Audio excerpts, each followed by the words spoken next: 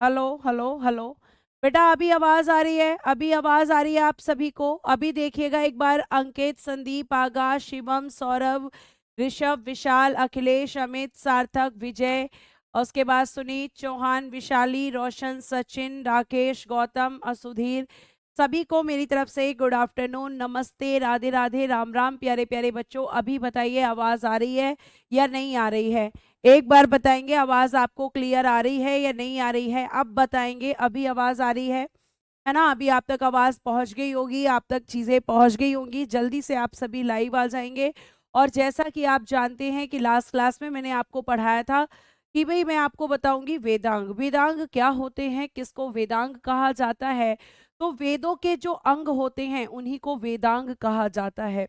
वेदों के अंग को ही क्या कहा जाता है? वेदांग कहा जाता है। और उन्हीं वेदांग के बारे में आज की क्लास में प्यारे बच्चे हम पढ़ने वाले हैं। प्लीज बेटा थोड़ा सा कॉपरेट करेंगे, है ना? आप लोग ज्यादा कमेंट्स नहीं करेंगे, थोड़ा सा मुझे कॉपरेट करेंगे। मेरी तबीयत अभी बेटर है पहले से, लेकिन पूरी तरीके से भी ठीक नहीं है। लेकिन आपको मैं अच्छे से पढ़ाऊंगी, रिवीजन भी अच्छे से कराऊंगी। तो आप प्लीज थोड़ा सा कॉपरेट करेंगे इस चीज के लिए कि आप क्लास में बहुत ज्यादा कमेंट्स नहीं करेंगे।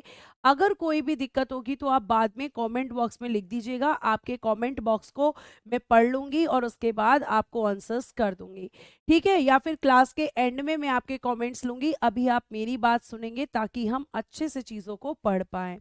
अब देखिएगा, यहाँ पे ध्यान से मेरी बात को सुनिएगा प्यारे बच्चे। अगर हम बात करते हैं वेदांग की तो पहला प्रश्न तो दिमाग में यही आता है कि आखिर वेदांग किसे कहा जाता है, वेदांग किसे कहते हैं? तो वेद प्लस अंग, अगर आप वेदांग को तोड़ते हो, इसका संधि विच्छेद करते हो, तो क्या निकल के आएगा? वेद प्लस अंग, यानी कि वेदों के अंगों को वेदांग कहते हैं। वेदों के अंगों को वेदांग कहते हैं। वेदों के अंगों को वेदांग कहते हैं। ठीक है? वेदांग कहते हैं। और प्यारे बच्चे, ये जो वेदांग होते हैं इनकी संख्या, वेदांगों की संख्या 6 है। वेदांगों की संख्या कितनी होती है? नंबर ऑफ वेदांग्स कितने होते हैं? तो आप कहेंगे 6 होते हैं। और 6 के 6 मैंने आपको लिख रखा है। गोविंद बहुत गुस्सा हो रहे हैं और बोल रहे हैं आपकी फ्राइडे को क्लास क्यों नहीं हुई थी? बेटा मेरी तबीयत खराब हो गई थी, मैंने आपको टेलीग्राम ग्रुप में भी इन्फॉर्म किया था और डेली आपको बताया है कि मेरी तबीयत खराब होने की वजह से आपकी क्लास नहीं हुई थी। ठीक है? और उसके बाद भी अगर आपको गुस्सा आ रहा है तो मैं आपसे माफ़ी चाहूँगी, लेकिन क्या कर सकते हैं कि कुछ चीज़ें हमारे भी बस में नहीं होती हैं। कुछ चीज़ों को हम चाह कर भी नहीं रोक पाते। बीमारी, आपकी बीमारी ना तो मेरे कंट्रोल में है, ना ही मेरी बीमारी मेरे कंट्रोल। लेकिन फिर भी अगर आपको लगता है कि नहीं मेरी ही गलती थी, तो उसके लिए मैं आपसे माफ़ी माँगती हूँ। ठीक है? क्षमा माँगती हूँ आपसे कि आपको फ्राइडे की क्लास आपकी नहीं हो पाई। बेटा आपसे ज्यादा टेंशन हमें रहती है कि हम आपकी क्लासेस लें। ठीक है? अब 6, तो यहां से क्वेश्चन क्या आएगा कि वेदांगों की संख्या कितनी होती है? तो वेदांगों की संख्या 6 होती है, ये आपको ध्यान रखना है। और प्यारे बच्चे अगर हम बात करते हैं तो पहला होता है शिक्षा। आखिर शिक्षा हमें क्या बताता है? तो वेदों के बारे में बताता है कि वेदों का उच्चारण कैसे किया जाएगा। वेदों का उच्चारण कैसे किया जाएगा ये हमें कौन बताता है? शिक्षा बताता है। शिक्षा हमें इस चीज के बारे में बताती है कि वेदों को पढ़ने का सही तरीका क्या होगा और वेदों को कैसे पढ़ा जाएगा। तो एजुकेशन, ये आपको ध्यान रखना है। ठीक है? ये आपको बताती है। उसके बाद बेटा कल्प, कल्प क्या बताता है? कल्प ये बताता है कि किस मंत्र का प्रयोग किस जगह पर किया जाएगा, किस मंत्र का प्रयोग किस जगह पर किया जाएगा, इस बात की जानकारी हमें कौन देता है? तो आप कहोगे कि कल्प देता है।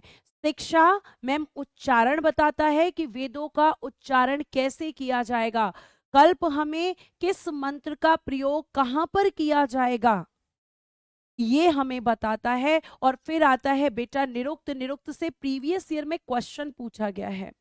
और जब मैं क्वेश्चन आपको दूंगी तो आपको पता चल जाएगा कि निरुक्त से क्वेश्चन आया, इसका मतलब वेदांग से क्वेश्चंस आते हैं। तो आपका जो निरुक्त है ये वेद की आत्मा शब्द का प्रयोग इस निरुक्त के लिए किया गया है कि ये वेद की आत्मा है। आखिर निरुक्त हमें क्या बताता है? तो निरुक्त जटिल शब्दों के अर्थ एवं व्याख्या के लिए प्रसिद्ध है।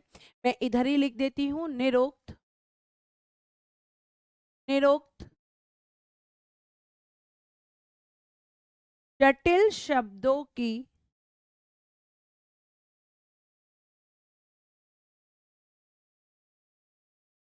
व्याख्या के लिए प्रसिद्ध है। यानी जो आपके डिफिकल्ट वर्ड्स होते हैं उनको सिंपल डिफाइन करता है। जो जटिल शब्द होते हैं उनको सिंपल तरीके से डिफाइन कौन करता है? तो निरुक्त करता है। यह आपको ध्यान रखना है। तो जटिल शब्दों की व्याख्या के लिए प्रसिद्ध है, मतलब डिफिकल्ट वर्ड्स को इजी वर्ड्स में, ठीक है, इजी वर्ड्स में कन्वर्ट करना किसका काम है? निरुक्त का काम है। इसीलिए से वेद की आत्मा कहा जाता है। और प्यारे बच्चों, अगर मैं निरुक्त की बात करती हूं तो निरुक्त की रचना किसने की है? तो इसके रचना करने वाले हैं यास्क। क्या कहते हैं कि आपसे क्वेश्चन ये भी आ सकता है कि निरुक्त की रचना किसने की है? तो निरुक्त की रचना करने वाले हैं प्यारे बच्चों यास्क। ये निरुक्त से क्वेश्चन पूछा गया है प्रीवियस ईयर में।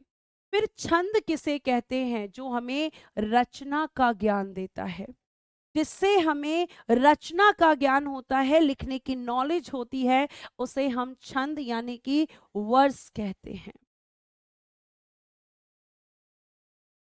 ये आपको ध्यान रखना है। तो आपका शिक्षा, कल्प, निरुक्त, छंद और फिर प्यारे बच्चों क्या आता है? ज्योतिष आता है। ज्योतिष, ज्योतिष जिसमें हम क्या करते हैं? ग्रह नक्षत्रों का ज्ञान। क्या होता है इसमें? ग्रह नक्षत्रों का ज्ञान। जैसे अगर आपका कोई भी काम नहीं बनता तो क्या कहते हैं कि तुम्हारे ग्रह नक्षत्र सही नहीं चल रहे, तुम्हारा शनि सही नहीं चल रहा, तुम्हारा जो बुध है वो सही नहीं चल रहा। तो आपको मैं ये बता दूं कि यहाँ पर ज्योतिष क्या है? एस्ट्रोलॉजी। इसमें क्या होता है? ग्रह नक्षत्रों की नॉलेज होती है आपको। तो ये आपको ध्यान रखना है। ठीक, उसके बाद प्यारे बच्चे, अगर मैं आपसे और भी बात करूं यहाँ पर, तो व्याकरण। तो व्याकरण को जानने वाले को व्याकरण कहते हैं। मतलब जिसको ग्रामर की नॉलेज होती है। अगर आपको हिंदी पढ़नी है तो भी आप ग्रामर वाला पोर्शन पढ़ते हो, इंग्लिश पढ़नी है तो भी आप ग्रामर वाला पोर्शन पढ़ते हो। क्यों पढ़ते हैं? क्योंकि ये ग्रामर हमें क्या सिखाता है? ये हमें सबसे पहले शब्द रचना सिखाता है, यानी कि वर्ड्स को कैसे लिखा जाएगा। और इसी शब्द रचना से फिर हम क्या सीखते हैं? वाक्य रचना यानी सेंटेंसेस को सीखते हैं। तो पहले ये हमें वर्ड्स की नॉलेज देता है, देन ये हमें सेंटेंस की नॉलेज देता है। तो हम सेंटेंस कब बना पाएंगे? जब हमें ग्रामर के नॉलेज हो। तो ग्रामर पढ़ने वाला या ग्रामर को जानने वाले को क्या कहते हैं? व्याकरण कहते हैं, ग्रामर कहते हैं। तो ये आप ध्यान रखेंगे कि यहाँ पे हमारे पास 6 वेदांग हैं: शिक्षा, कल्प, निरुक्त, छंद, ज्योतिष, व्याकरण। बेटा सीधा सीधा क्वेश्चन आ जाता है कि वेदांगों की संख्या कितनी होती है और वेदांग किसे कहते हैं? तो वेदों के अंगों को ही वेदांग कहते हैं। क्या यहाँ तक आपको बात समझ आई? अगर आ गई है तो प्यारे बच्चे जल्दी से एक बार थम्स अप कर देंगे। और उसके बाद में मैं आपको कहाँ लेकर चलूंगी? मैं चलूंगी लेकर आपको रामायण पर। रामायण के बारे में ये क्वेश्चन पूछा जाता है कि इसे अवधि में किसने लिखा, इसे तमिल में किसने लिखा, रामचरितमानस जो कि अवधि में लिखी गई है उसे लिखने वाले कौन थे? तो ये रामायण से क्वेश्चन आते हैं। पाणिनि ने क्या लिखा है? तो प्यारे बच्चों पाणिनि ने अष्टाध्यायी को लिखा है। और पाणिनि कौन थे? पहले व्याकरण थे। कौन थे पाणिनि? आप यहाँ पे लिख सकते हो कि मैम पाणिनि जो है, पाणिनि ये प्रथम व्याकरण थे।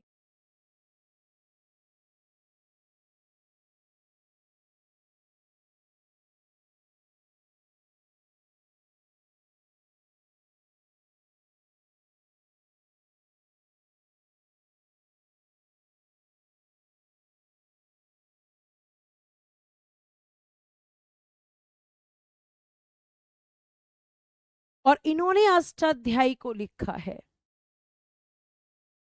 ठीक है, ग्रामर सही तो लिखा हुआ है, ग्रामर क्या हो गया, क्या दिक्कत आ गई? ठीक है, तो ज्ञान प्रथम व्याकरण किसे कहा गया, तो आप कहेंगे कि मैम जो है पाणिनि को। इन्होंने क्या लिखा है, अष्टाध्यायी को लिखा है। तो अष्टाध्यायी लिखने वाले वे आकरण कर देना तो आपको ज्यादा सही लगेगा। प्रथम वे आकरण, ये वर्ड भी आप यूज कर सकते, जिसको क्या थी, पहली बार ग्रामर की नॉलेज हुई थी, ये आपको ध्यान रखना है। ठीक,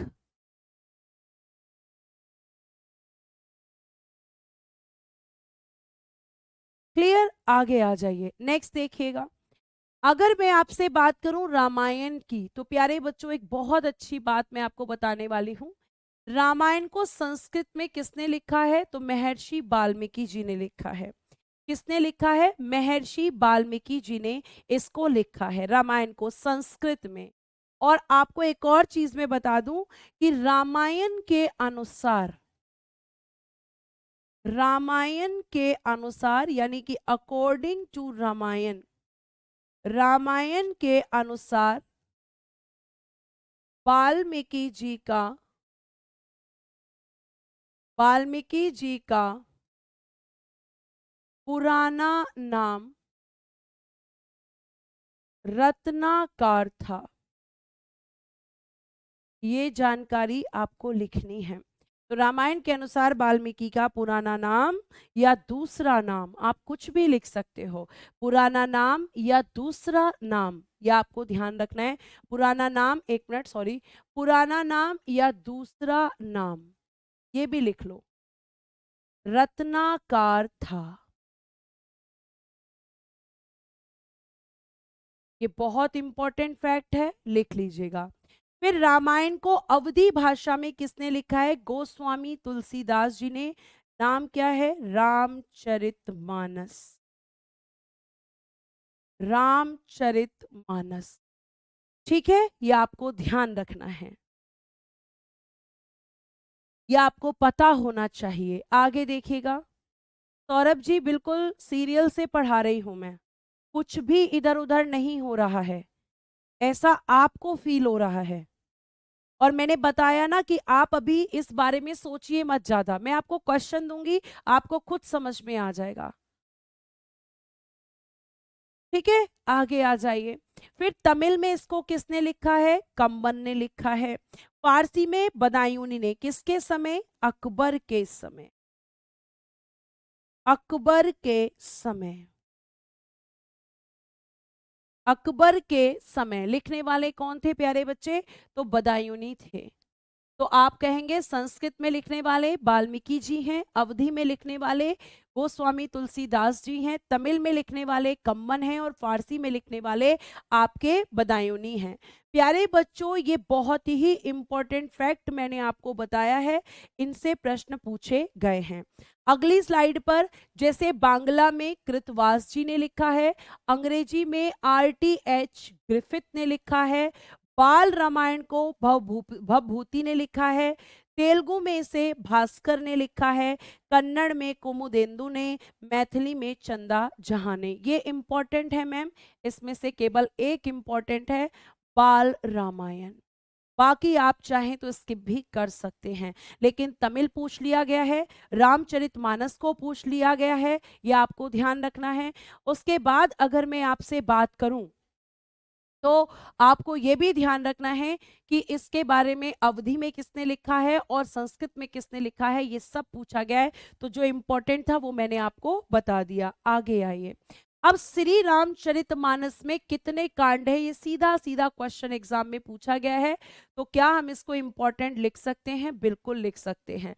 श्री रामचरितमानस में आपके 7 कांड हैं। जैसे पहला बालकांड, तो बालकांड में क्या मिलता है मैम, बालकांड में राम जी का पूरा बचपन, उसे बालकांड कहा गया। अयोध्या कांड, अयोध्या में क्या क्या घटना हुई कि किस तरीके से राम जी को घोषित किया गया राजा, फिर भरत जी को गद्दी दी गई, वो सारी घटनाएं जो अयोध्या में घटी वो क्या कहलाता है, अयोध्या कांड कहलाता है। ठीक है। और उसके बाद प्यारे बच्चों नेक्स्ट है आपका अरण्य कांड। अरण्य कांड मतलब जब वो वन जाते हैं, जब उनके पिताजी ने जो केकई को वचन दिया था उस वचन की बात आती है, तो राम जी जब वन जाते हैं उसे हम अरण्य कांड कहते हैं। किष्किंधा कांड किसे कहते हैं? किष्किंधा कांड जिसमें राम जी का हनुमान जी से मिलन होता है। बलि और सुग्रीव दो भाइयों की जहां पर जिस कांड में कहानी आती है उसे हम किष्किंधा कांड कहते हैं। तो किष्किंधा कांड में क्या है? तो मैम किष्किंधा कांड में राम जी और हनुमान जी का मिलन है, और बलि और सुग्रीव जो दोनों भाई हैं उनकी कहानी है। फिर प्यारे बच्चों सुंदरकांड में हनुमान जी के द्वारा राम जी के आदेश पर सीता माता की खोज करना, सीता माता तक उनका संदेश पहुंचाना, और जो राक्षस हैं उनका उनका नरसंहार करना, ये सब आपका किसमें है? सब सुंदरकांड के अंदर है। ठीक है। उसके बाद प्यारे बच्चों आता है आपका लंका कांड। तो लंका कांड जब लंका का अंत होता है, जब राम जी लंका की तरफ जाते हैं सीता माता को रावण की कैद से आजाद करने के लिए, तो वो लंका कांड है। और फिर प्यारे बच्चे उत्तरकांड जिसमें राम जी, सीता जी और लक्ष्मण जी वापस अयोध्या लौट कर आते हैं। तो ये 7 कांड आपके रामचरितमानस में हैं। और रामचरितमानस को लिखने वाले कौन हैं? तुलसीदास जी हैं। क्लियर? क्या यहाँ तक आपको बातें समझ में आई? बहुत इजी है, यहाँ से पूरा रटना नहीं है, लेकिन सीधे सीधे क्वेश्चंस आएंगे। अगर मैं केवल इतना लिख देती कि रामचरितमानस में कितने कांड है, मैं लिख देती 7, तो फिर आप कहते कि वो कांड कौन कौन से हैं वो लिखवाइए। इसीलिए ये लिखा हुआ है, लेकिन जो इम्पोर्टेंट है मैं आपको साथ साथ बताती जा रही हूँ। बेटा ये पीडीएफ आपको एडवांस दे दी जाती है, इम्पोर्टेंट बेटा लिखा हुआ है। किस कांड में क्या अर्थ है ये भी मैंने आपको बताया है। ठीक है, ये मैंने आपको बताया। 7 कांड याद रखने जरूरी नहीं है, लेकिन 7 कांड में आपसे किसी का भी मीनिंग पूछा जा सकता है। क्लियर? यहां तक लिख लीजिए फटाफट, फिर आगे चलते हैं।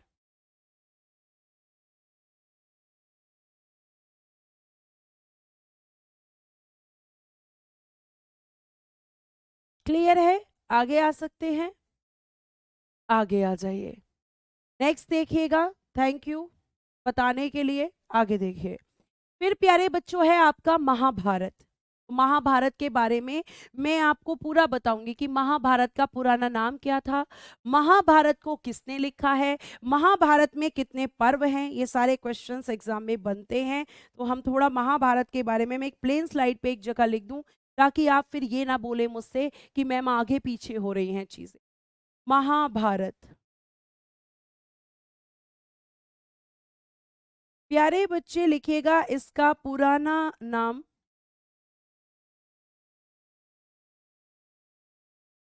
जय संहिता। जय संहिता इसका पुराना नाम है। महाभारत के लेखक आप सभी जानते हैं कौन है, जल्दी से बताइए। तो मैम वेद व्यास जी हैं। एक क्वेश्चन का आंसर आप बताएंगे। महाभारत में पर्वों की संख्या, इसमें कितने पर्व हैं? महाभारत में पर्वों की संख्या। उसके बाद में इसका विश्व का सबसे बड़ा महाकाव्य, विश्व का सबसे बड़ा महाकाव्य। ये महाभारत के बारे में लिखवा रही हूँ। पर्वों की संख्या आपने बताई है क्या? मुझे नहीं बताई, अभी तक किसी ने भी नहीं बताई। इतना टफ क्वेश्चन नहीं है कि आप ये नहीं बता सकते, ये बहुत बेसिक क्वेश्चन है। महाभारत में पर्वों की संख्या। अच्छा, अंग्रेजी अनुवाद, अंग्रेजी अनुवाद यानी कि इंग्लिश ट्रांसलेशन, इंग्लिश ट्रांसलेशन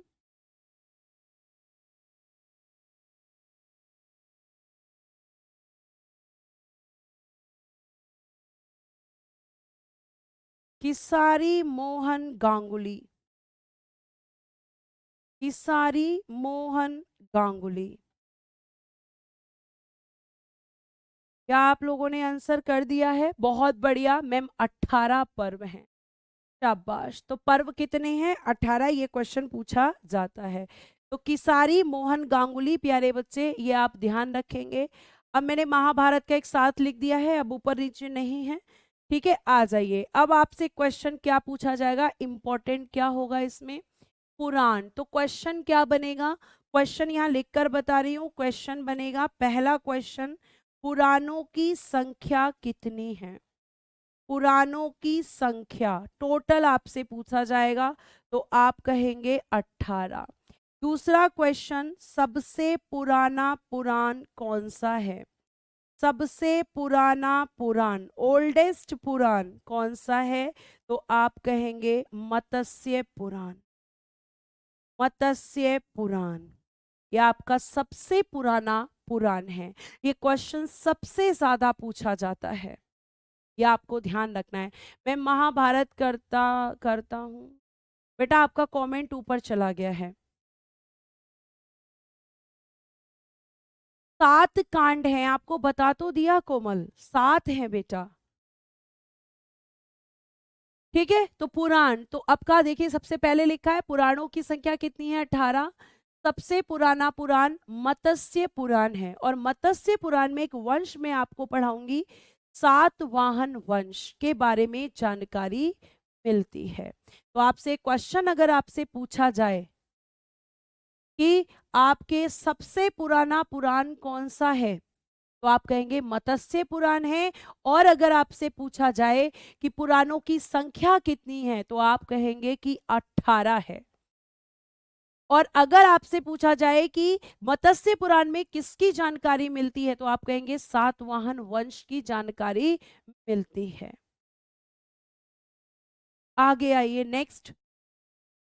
अब आप बात करेंगे भगवान विष्णु के 10 अवतार। यहां से क्वेश्चन पूछा जाता है, भगवान विष्णु के 10 अवतार हैं, वो 10 अवतार कौन कौन से हैं, ये आपको पूछे जाते हैं। तो भगवान विष्णु ने अलग अलग तरीके से इस धरती पर अलग अलग रूप में जन्म लिया है, इस धरती का उद्धार करने के लिए। ठीक है, पहले मेरी बात सुन लीजिए, फिर अपनी बात करिएगा आप लोग। तो यहाँ पे अगर मैं बात करूं, तो सबसे पहला मत्स्य अवतार है। मत्स्य अवतार मतलब मछली के रूप में जन्म लिया भगवान विष्णु ने सबसे पहले, मतलब एक ऐसे जीव के रूप में जो केवल पानी में रह सकता है। तो मत्स्य जानते हैं, मछली होती है। तो मत्स्य के रूप में अवतार इनका पहला अवतार था। क्या क्वेश्चन बनता है मैम यहां से? ये पूछ लिया जाता है कि वराह अवतार, यहां से क्वेश्चन पूछा है एसएससी ने, वराह अवतार कौन से नंबर का अवतार है, या वराह अवतार किस रूप का अवतार है? तो आप ध्यान रखेंगे कि पहले मत्स्य अवतार के रूप में, यानी मछली के रूप में लिया, फिर उसके बाद में कुर्मावतार। ठीक है, ये आपको ध्यान रखना है। कुर्मा अवतार का मतलब है, कुर्मा मतलब कछुआ, और कछुए का अवतार इनका दूसरा अवतार है। फिर तीसरा इन्होंने लिया है वराह अवतार। वराह मतलब जो एक सुअर की तरह दिखने वाला मनुष्य था, उसके रूप में लिया है। ठीक है, किसके रूप में लिया है? वराह अवतार मतलब सुअर के रूप में इन्होंने अवतार लिया है, पिग के रूप में लिया है, जो कि इनका तीसरा अवतार है। और यहां से क्वेश्चन एसएससी ने पूछा है। ठीक है, तो हो सकता है वो क्वेश्चन रेलवे में भी आ जाए। फिर नरसिंह अवतार, आप सब जानते हैं, आपने सभी ने बचपन में हिंदी की बुक में कहानी पढ़ी होगी प्रहलाद की, भक्त प्रहलाद की। तो अपने भक्त प्रहलाद को बचाने के लिए इन्होंने किस रूप में अवतार लिया? नरसिंह का अवतार लिया। फिर प्यारे बच्चों, इन्होंने वामन अवतार लिया, फिर इन्होंने परशुराम जी का अवतार लिया। और दो आप यहाँ पे ठीक करेंगे, जहां पे लिखा है कृष्ण वहां लिखेंगे श्री रामचंद्र जी, और जहां लिखा है श्री रामचंद्र जी वहां लिखेंगे कृष्ण। ठीक है, क्यों? क्योंकि पहले आपके श्री रामचंद्र जी का अवतार हुआ था, कृष्ण का उसके बाद में हुआ था। फिर बुद्ध का अवतार लिया है, और फिर इन्होंने कल्कि का, ये देखिएगा यहाँ पे जरा ठीक कीजिएगा, परशुराम जी के बाद में श्री रामचंद्र, श्री रामचंद्र, और इधर लिखिएगा कृष्ण अवतार। ठीक है,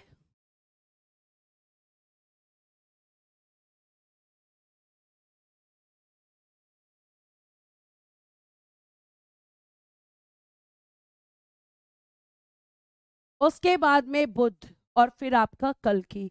ये 10 अवतार इनके यहाँ पर हैं। ठीक है, ये आपको पता होना चाहिए। तो आप लिखेंगे कि मैम कौन सा पुराण कब से कब तक है। अब आगे आइए, थोड़ा सा और देखते हैं। जैसे कुछ पुराण और हैं। विष्णु पुराण, इसमें किस वंश की जानकारी है? मौर्य वंश की। वायु पुराण में गुप्त वंश की। और भागवत पुराण में कृष्ण भक्ति की। एक क्वेश्चन जो ऑलरेडी मैं आपको बता चुकी हूँ, बताना। मत्स्य पुराण में किस वंश की जानकारी है? मत्स्य पुराण में किस वंश की जानकारी है? जल्दी से इस प्रश्न का उत्तर देंगे, जल्दी से।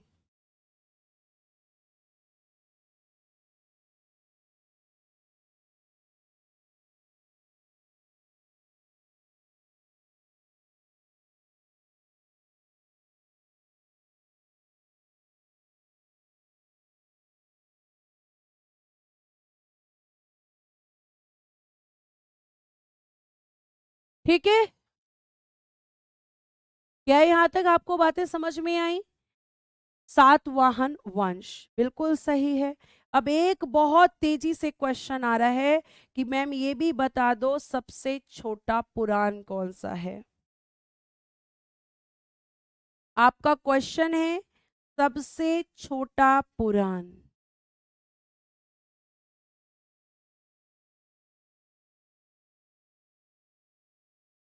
मार्कंडेय पुराण। मार्कंडेय पुराण, यह आपका सबसे छोटा पुराण है।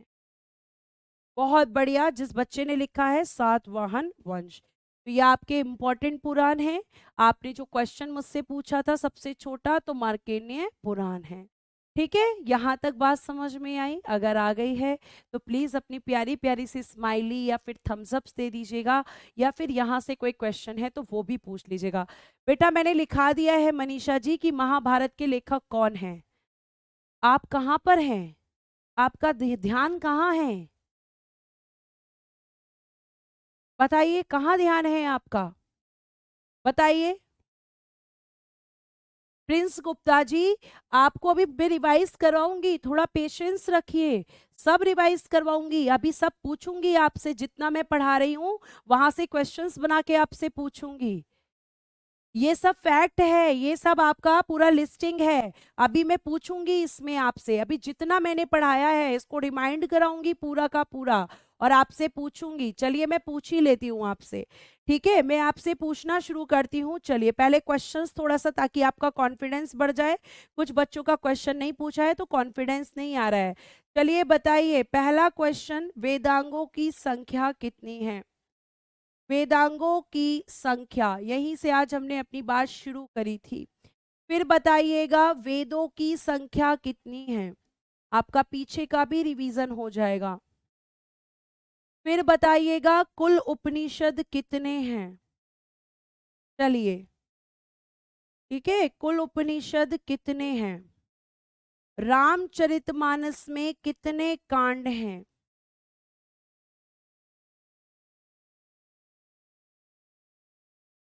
रामचरितमानस में कितने कांड हैं? अगर आप प्रश्नों का उत्तर कर पाएंगे इसका मतलब आपको चीजें याद है। फिर उसके बाद में मैंने आपको बताया, नेक्स्ट क्वेश्चन मैंने आपसे पूछा पुराणों की संख्या कितनी है? पुराणों की संख्या। फिर मैंने आपसे पूछा सबसे पुराना पुराण कौन सा है? सबसे पुराना पुराण। फिर सबसे छोटा पुराण।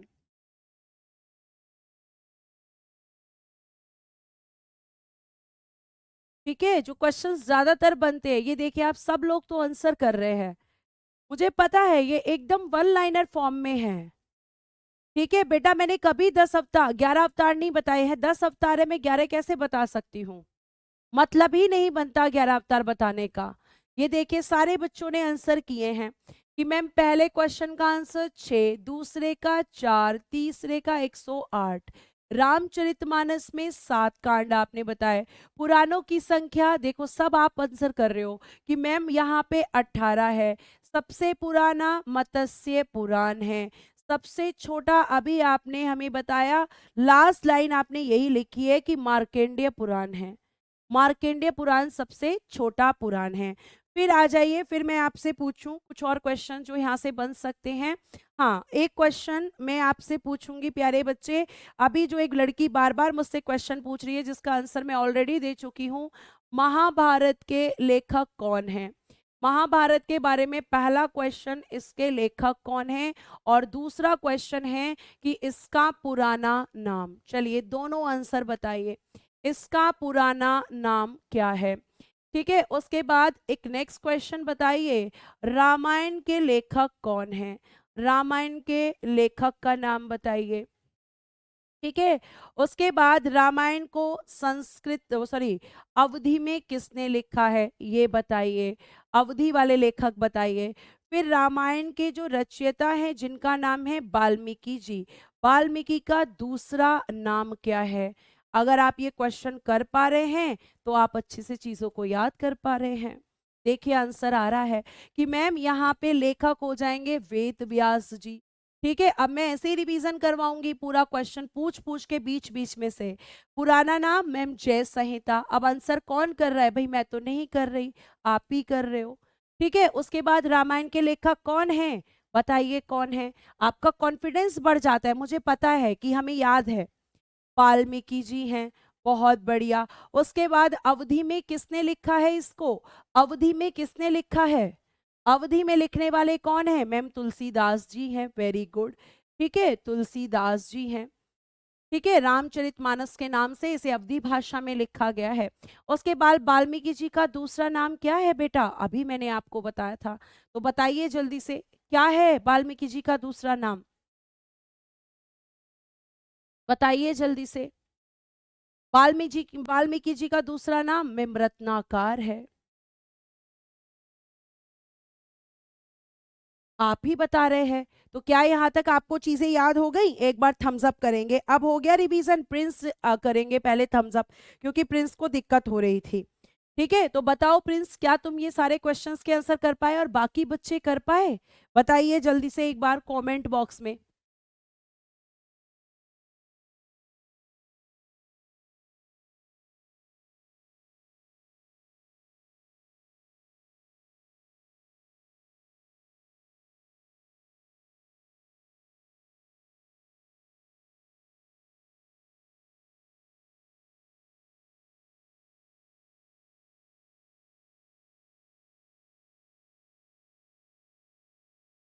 देखिए थम्स अप्स आने लग गए है ना, बहुत बढ़िया। अब एक क्वेश्चन और बच्चे ने पूछ लिया, वो मैं यहीं पे लिखूंगी क्योंकि पुराणों के बारे में हम यहीं लिख रहे हैं। एक बच्चा क्वेश्चन पूछ रहा है, सबसे छोटा बताया है तो सबसे बड़ा पुराण बताओ। सबसे बड़ा पुराण तो वो है प्यारे बच्चों आपका स्कंद पुराण। बेटा आपको बस किसी भी तरीके से उद्देश्य ये आपको याद करवाना। ठीक है, थैंक यू सो मच कि आप सबने इतने अच्छे से आंसर्स किए और इंटरेस्ट लिया। अब बेटा हम बात करेंगे 4 आश्रम के बारे में, जो आपके जीवन से जुड़े हुए 4 आश्रम हैं, उनके बारे में हम बात करेंगे। ये 4 आश्रम से क्वेश्चन आता है, बिल्कुल एसएससी ने भी पूछा है और रेलवे ने भी पूछा है, दोनों जगह पर ये क्वेश्चन पूछा गया है, एसएससी ने भी और रेलवे ने भी। आगे आ जाओ अब यहाँ पे, ज्वालो उपनिषद की अगर हम बात करते हैं तो ज्वालो उपनिषद में किसकी बात की गई है? तो मैम 4 आश्रम बताए गए हैं जिसके जो मनुष्य के जीवन से संबंधित होते हैं। 4 आश्रम बताए गए हैं जो मनुष्य के जीवन से संबंधित होते हैं। कौन से उपनिषद में? तो आप कहेंगे ज्वालो उपनिषद में। और ज्वालो उपनिषद की अगर हम बात करते हैं तो ध्यान से सुन लीजिएगा, ज्वालो उपनिषद की अगर हम बात करते हैं तो मेरी बात को जरा ध्यान से सुन लीजिएगा कि यहाँ पे पहला ब्रह्मचर्य जो कि 0 से 25 वर्ष है, गृहस्थ होता है 25 से 50 वर्ष होता है। अब ये ब्रह्मचर्य क्या होता है? तो ब्रह्मचर्य में कहा जाता है कि पूरा साधु का जीवन व्यतीत करना, मतलब किसी पराई स्त्री की तरफ न देखना, किसी स्त्री के प्रति आकर्षित ना होना, एक ब्रह्मचारी का जीवन जीना चाहिए आपको 0 से 25 साल तक, ये कहा जाता है। ठीक है, उसके बाद प्यारे बच्चे आपसे कहा जाता है, फिर आपके गृहस्थ आश्रम में प्रवेश का समय आता है कि अब आपको गृहस्थ आश्रम में बिजी हो जाना चाहिए, आपकी उसके प्रति भी जिम्मेदारी है। तो आपको ध्यान रखना है कि वो होता है आपका 25 से 50 वर्ष। फिर आपका आता है वानप्रस्थ आश्रम जो कि 50 से 75 वर्ष, और फिर आता है आपका संन्यास आश्रम, आश्रम 75 से 100 वर्ष। अब मनुष्य इतना जी ही नहीं रहा कि वो संन्यास की तरफ जाए। बेटा यहाँ कहानी नहीं है वीरेंद्र कुमार जी, कहानी कैसे सुनाऊं आपको? या आपको ध्यान रखनी है बातें? ये देखो क्या छोड़ दिया है जीपी राज जी, बता दीजिए फिर मैं आपको बता दूंगी। तो ज्वालो उपनिषद में कितने आश्रम बताए गए हैं? 4 आश्रम। कौन कौन से हैं? ब्रह्मचर्य 0 से 25, गृहस्थ 25 से 50, वानप्रस्थ 50 से 75 और सन्यास 75 से 100। हाँ जी, पुराणों की संख्या 18 है, बता चुकी हूं ऑलरेडी। ठीक है, आगे आ जाइए। तो ये आपके आश्रम हो गए। अभी मैं फिर क्वेश्चन पूछूंगी एंड में, अब आ जाइए यहाँ पे ध्यान से। अब मैंने नोट में एक चीज लिखी हुई है, बहुत अच्छी चीज लिखी हुई है नोट डालकर। नोट में लिखा हुआ है पुराणों के रचयिता लोमहर्ष एवं उनके पुत्र उग्रश्रवा हैं। क्या बोला है मैंने? पुराणों के रचयिता लोमहर्ष एवं उनके पुत्र उग्रश्रवा हैं। यह आप ध्यान रखेंगे कि पुराणों की रचना किसने की? तो लोमहर्ष और उनके पुत्र उग्रश्रवा ने।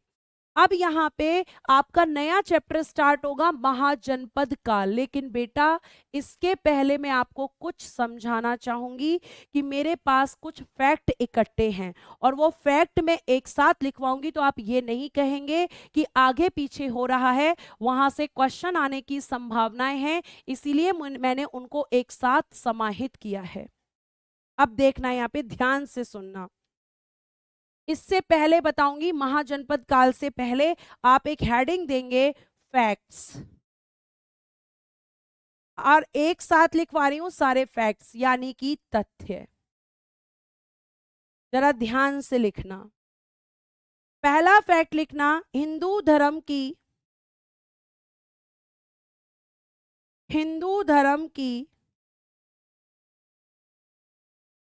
प्रमुख हिंदू धर्म की प्रमुख दार्शनिक विचारधारा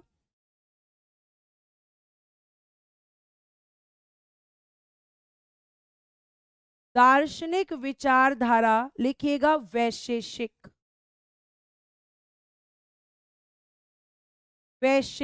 होती है। तो सीधा क्वेश्चन पूछा गया है, हिंदू धर्म की प्रमुख विचारधारा कौन सी है? वैशेषिक दर्शन। और इसके प्रवर्तक कौन है? वैशेषिक दर्शन के प्रवर्तक कौन है? इसके प्रवर्तक यानी इसको लिखने वाले, इसको आपके कणाद, यहाँ पे वैशिष्ट दर्शन के प्रवर्तक है कणाद। ठीक है, कणाद मुनि। आगे नेक्स्ट, वैदिक ग्रंथों के अनुसार वैदिक ग्रंथों के अनुसार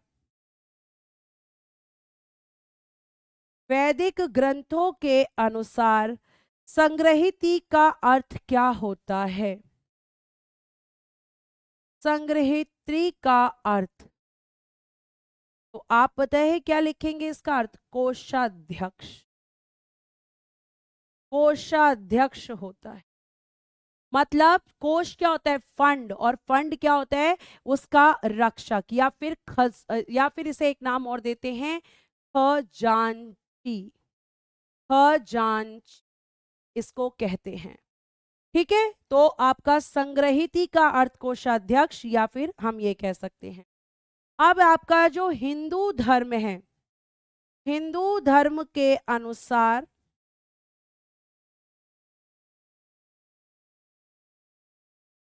सृष्टि के रचयिता कौन है बताइए? ये तो आप बता ही सकते हैं। सृष्टि के रचयिता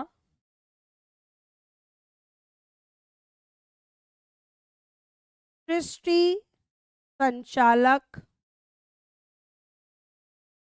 सृष्टि के संचालक और सृष्टि विनाशक।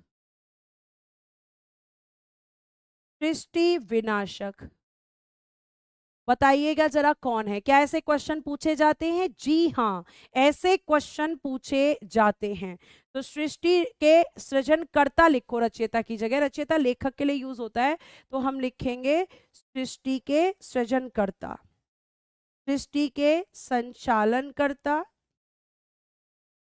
और सृष्टि के सृजनकर्ता। तो मेरे पास आंसर कर रहे हैं बच्चे, और वो आंसर कर रहे हैं कि मैम सृष्टि के सृजनकर्ता हिंदू धर्म में ब्रह्मा भगवान हैं, और संचालनकर्ता भगवान विष्णु हैं, और विनाशक शिव भगवान हैं। तो ब्रह्मा विष्णु और महेश बिल्कुल सही है। आगे आ जाइए। फिर आगे अगर हम बात करते हैं इसमें, तो आप आगे की तरफ कुछ फैक्ट लिखेंगे। एक मिनट, ये सब फैक्ट्स हैं जो एक जगह मैंने कलेक्ट करे हैं ताकि आपको मैं लिखवा सकूं। इंग्लिश में बेटा मैं टाइप करा के दे दूंगी, टोटल इंग्लिश में टाइप करा के दे दूंगी। ठीक है आदिल, आपकी बात सुन ली है मैंने, ये सेम चीज आपको इंग्लिश में टाइप होके मिल जाएगी। आगे आइए, नेक्स्ट देखिएगा। अगर मैं आपसे बात करूं तो आपको एक चीज बहुत अच्छे से ध्यान रखनी है। अगर मैं आपसे पूछूं यहां पर कि आपके प्रत्येक वस्तु कितने तत्वों से बनी है, बताइए। प्रत्येक वस्तु, प्रत्येक वस्तु कितने तत्वों से बनी है, यह आप बताएंगे। प्रत्येक वस्तु कितने तत्वों से बनी है, कितने तत्वों से बनी है, बताइएगा बेटा। क्वेश्चन है आप लोगों से, आप बताइए। पहला लिखिएगा यहां पर आकाश, दूसरा लिखिएगा वायु, तीसरा लिखिएगा जल, चौथा लिखिएगा अग्नि। अगर आपने मेरे आंसर करने से पहले आंसर किया होगा तो ही आंसर माना जाएगा। और पांचवा लिखिएगा पृथ्वी। बहुत बढ़िया मैम, 5। ये क्वेश्चन आपका पूछा गया क्वेश्चन है। उसके बाद में अगला क्वेश्चन मैं पूछूंगी। उत्तर वैदिक काल में, उत्तर वैदिक काल में हल का देवता, हल का देवता किसे कहा गया? लिखिएगा इंद्र भगवान को। और इन्हें पूर्व वैदिक काल में क्या कहा गया? तो इन्हें युद्ध का देवता भी कहा जाता है, युद्ध का देवता और हल का देवता, ये इन्हीं के नाम हैं। अगला फिर अगर फैक्ट लिखेंगे तो एक क्वेश्चन आपसे पूछा जाएगा कि प्रारंभिक वैदिक काल में, पहले हेडिंग देना प्रारंभिक वैदिक काल, प्री वैदिक पीरियड, प्री वैदिक पीरियड। इस काल में अगर धनवान व्यक्ति की बात करें तो क्या कहते थे उसको? धनवान व्यक्ति। ये क्वेश्चन पूछा गया क्वेश्चन है गोमत। फिर गोपा क्या होता था? गायों का रक्षक, गायों का रक्षक। गोपा गायों का रक्षक। पुरोहित, मुख्य पुजारी और मंत्री, और मंत्री, ये आपका यहां पे शब्द है। उसके बाद एक लिखना गवेषणा,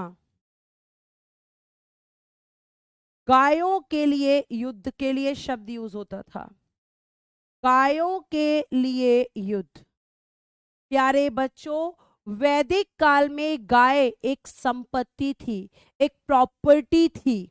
ठीक है, देखो यहां पे ध्यान से लिखिएगा, वैदिक काल में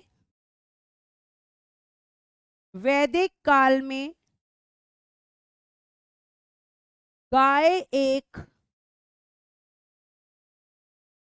संपत्ति थी, जिसके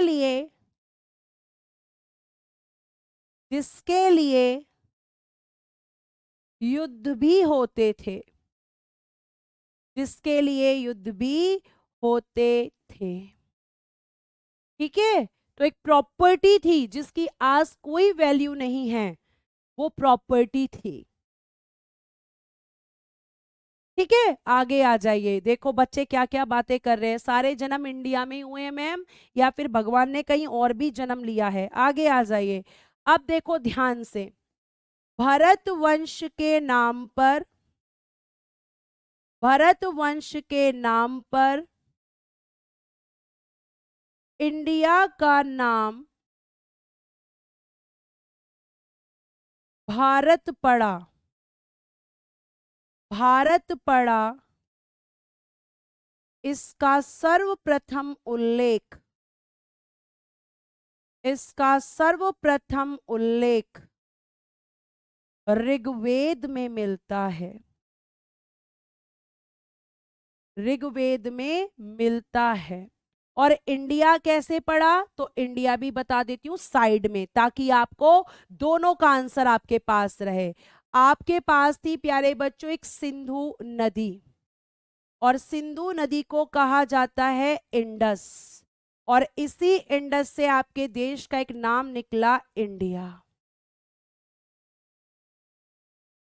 और भरत की अगर हम बात करें, लिख लीजिए अखिलेश, अभी तो यहाँ पे लगा हुआ है बोर्ड पे, मैं लिखने का टाइम दे दूंगी, एक बार मुझे लिखने दीजिए, फिर मैं आपके पीडीएफ पीछे कर दूंगी, आप आराम से फिर लिख लीजिएगा। आगे आ जाइए। फिर अगर हम बात करते हैं तो एक क्वेश्चन बहुत पूछा जाता है दो नदियों को लेकर, देखिएगा जरा, दो नदियां कौन सी होती हैं? जैसे ऋषि विश्वामित्र, ऋग्वेद में ऐसे लिखना, ऋग्वेद में ऋषि विश्वामित्र और देवी मानकर पूजे जाने वाली दो नदियां, लिखिएगा आंसर, व्यास और सतलुज, व्यास और सतलुज। ये दो नदियां थी जो ऋग्वेद में पूजे जाने वाली नदियां थी, व्यास और सतलुज। ठीक है, उसके बाद यहां तक लिख लीजिए, और लिखकर आप मुझे बताइए इंडस क्या होता है। इंडस सिंधु नदी के लिए शब्द प्रयोग किया गया हिंदी में, सॉरी इंग्लिश में, और उसी के नाम पर आपके देश का नाम क्या रखा? इंडिया रख गया है। ठीक है, आगे आ जाइए। बहुत सारे बच्चे बड़े समझदार हैं, जिन्हें पता है कि क्लास में लिखने से ज्यादा इंपॉर्टेंट होता है समझना। वो कह रहे हैं मैम हम पीडीएफ से लिख लेंगे, आप आगे पढ़ाओ। प्यारे बच्चों, एक शब्द है आपका गोत्र। तो गोत्र शब्द जो होता है, इसकी शुरुआत कहाँ से हुई? तो इसकी शुरुआत, गोत्र शब्द की शुरुआत वैदिक काल से, वैदिक काल से, और अगर हम कहें तो उत्तर वैदिक काल में गोत्र शब्द की शुरुआत हुई। गोत्र क्या होता है कि सेम गोत्र में मैम शादी नहीं कर सकते, क्योंकि एक गोत्र के जो लोग होते हैं, जो एक गोत्र के लोग होते हैं, वो एक ही गोत्र में शादी नहीं कर सकते, क्योंकि माना जाता है कि एक गोत्र के जितने लोग हैं वो सब के सब भाई बहन होते हैं, उसी परिवार का हिस्सा होते हैं। तो ये क्वेश्चन आता है कि गोत्र शब्द की अवधारणा कब आई? उत्तर वैदिक काल में। तो यहां पे क्या लिख सकते हैं? समान गोत्र के, समान गोत्र के, ठीक है, समान गोत्र के लोग उस व्यक्ति के वंशज माने जाते हैं। आपने देखा होगा कि जब शादी होती है तो शादी में गोत्र पूछा जाता है, और अगर सेम गोत्र होता है तो शादी नहीं होती। ठीक है, हमारे देश में ही ये सब माना जाता है। ठीक है, आगे अगर हम और दो तीन फैक्ट और हैं, आप ध्यान रखिएगा। किसी व्यक्ति के जीवन को निर्धारित करने वाले लक्ष्य, निर्धारित करने वाले लक्ष्य कितने हैं बेटा? तो आप कहेंगे मैम 4 हैं। कौन कौन से? पहला लिखिएगा धर्म, दूसरा लिखिएगा काम, तीसरा लिखिएगा अर्थ, और चौथा लिखिएगा मोक्ष। चौथा लिखिएगा मोक्ष। ठीक है, धर्म, अर्थ, काम और मोक्ष, ये 4 आपके जीवन के, मनुष्य के लक्ष्य हैं। और लास्ट लाइन लिखेंगे आज की क्लास की, वैदिक मंत्रों, वैदिक मंत्रों या वैदिक मंत्रों या भजनों के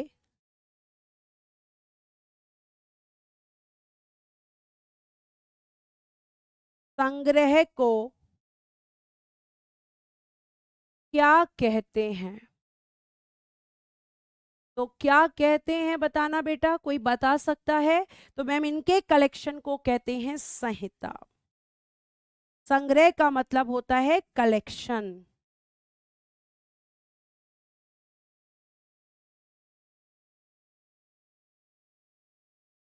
केवल ये आपका पूरा वैदिक काल था। गोत्र क्या होता है बेटा? अभी मैंने बताया अविनाश जी कि गोत्र का मतलब होता है कि अगर मान लीजिए आप और आपकी किसी से शादी होने वाली है और पता चला कि आप दोनों सेम गोत्र के हैं, जैसे मेरा किसी का गोत्र भारद्वाज होगा, किसी का वक्ष होगा, किसी का काद्यान होगा, तो ये सब क्या होते हैं? गोत्र होते हैं। तो अगर गोत्र सेम होता है तो ये माना जाता है कि ये सब एक ही वंशज के लोग हैं। और सेम गोत्र में कभी भी शादी नहीं हो सकती। इसके ऊपर एक मूवी भी बनी थी, खाप। ठीक है, तो उसमें भी एकदम पुराना रिलेशन निकल के सामने आया, उन दोनों की शादी हुई, शादी के बाद बोला नहीं नहीं ये तो हस्बैंड वाइफ हो ही नहीं सकते, तो बहन भाई लगते हैं क्योंकि गोत्र सेम है। तो ये जो गोत्र हो गई, जातियां हो गई, कुंडली हो गई, ये सब कहाँ मानी जाती है? हमारे देश में, और कहीं नहीं मानी जाती। तो आप, मेरा गोत्र बच्चा पूछ रहा है, मेरा गोत्र है वक्ष। तो वक्ष, सेम गोत्र में शादी नहीं हो सकती, क्योंकि सेम गोत्र में माना जाता है कि जो भी लोग होते हैं वो सब कैसे होते हैं? भाई बहन होते हैं। ये सब आपको ध्यान रखना है। बच्चा कह रहा है फालतू है सब, बेटा हाँ ठीक है, हम मान सकते हैं कि ये फालतू हो सकता है, लेकिन पुराने लोगों के हिसाब से ये फालतू नहीं है। और कल का आपका टॉपिक होगा महाजनपद काल, जिसमें पूरे महाजनपद में आपको बताऊंगी, महाजनपदों की जानकारी कहाँ से मिलती है वो मैं आपको बताऊंगी। और उसके साथ साथ बेटा कल ही मैं स्टार्ट करूंगी बौद्ध धर्म। जितने भी क्वेश्चंस आपके बनते हैं बौद्ध धर्म से, वो सारे क्वेश्चंस लाते हुए, और इसकी वर्कशीट कल आपको मिल जाएगी टाइप होकर उसी के साथ में। आज इसको पूरा पढ़ लेना, ताकि कल अगर मैं क्वेश्चन प्रैक्टिस के लिए दूं तो तुम्हें सारी चीजें समझ में आए। मैम दूसरा पॉइंट समझा दो। दूसरा कौन सा वाला बेटा? दूसरा पॉइंट कौन सा? ये धर्म है, ठीक है, इसको धर्म लिखना। अब मैं कल आपको जो भी बचा हुआ है कल बताऊंगी। आई होप आपको क्लास अच्छी लगी होगी। अगर अच्छी लगी है तो प्लीज एक बार अपनी प्यारी प्यारी सी स्माइली देके जरूर जाइएगा। और बेटा आपको क्वेश्चन दे दिए जाएंगे, आप उनको सॉल्व कर लीजिएगा। क्वेश्चंस के आंसर पीडीएफ में ही मैं आपको दूंगी, लेकिन एंड में दूंगी ताकि आप सॉल्व करके ये पता कर सके कि आपको कितने क्वेश्चंस बनाने आ रहे हैं, जिसमें मैं आपको एक्सपेक्टेड क्वेश्चंस और प्रीवियस ईयर क्वेश्चंस दोनों दूंगी। तो आज के लिए धन्यवाद। Bye bye, take care and good day everyone. जय हिंद, जय भारत। हंसते रहें, मुस्कुराते रहें और आप हमेशा खुश रहें।